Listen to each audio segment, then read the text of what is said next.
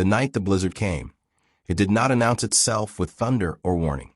It arrived the way grief does, quiet at first, then all at once, until the world beyond the windows disappeared, and even the familiar things felt far away. Snow moved sideways across the plains, a white hand erasing fences, paths, and certainty.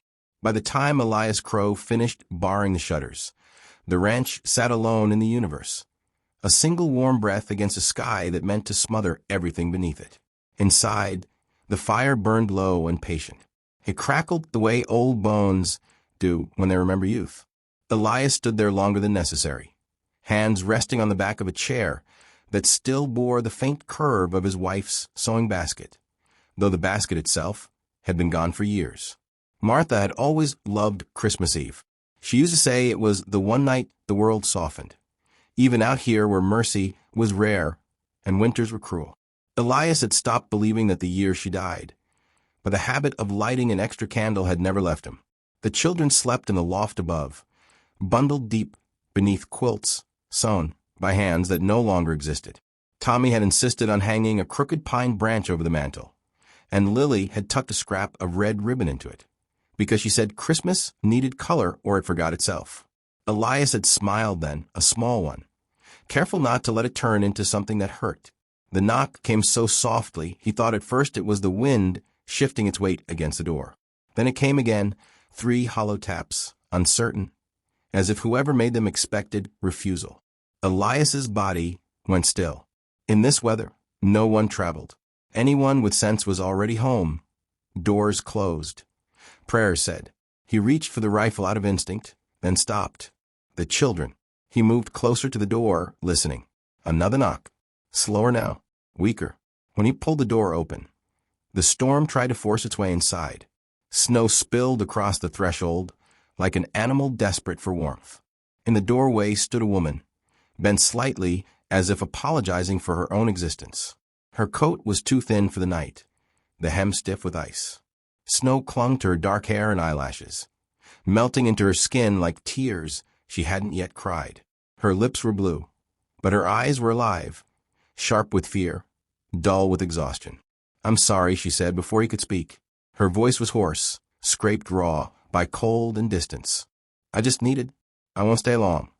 Elias knew her then, not by name but by weight, by the way the town spoke her story without ever looking at her face. Hannibal, the woman men whispered about and women turned away from. The one who had learned the hard way that a frontier town forgives hunger more easily than it forgives shame.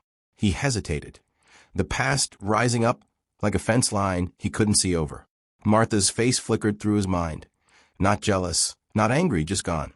He thought of his children asleep overhead, of the kind of man he had tried to be since grief hollowed him out. He stepped aside.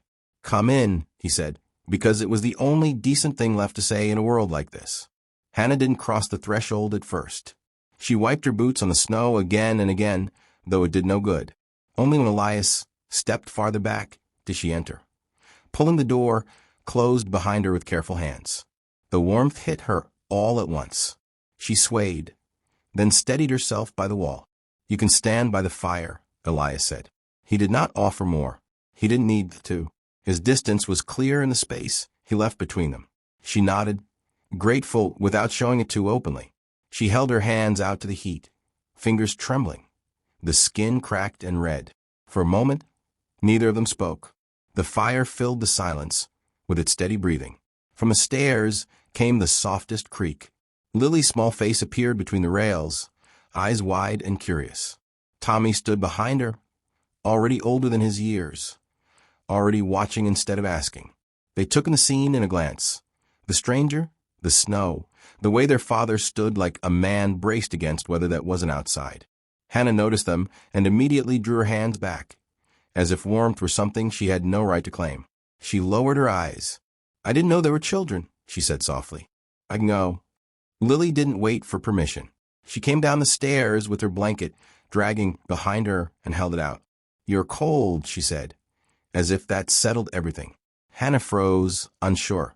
Elias felt something shift in his chest, something old and fragile. He nodded once. "Go on," he said. She wrapped the blanket around her shoulders, her breath catching.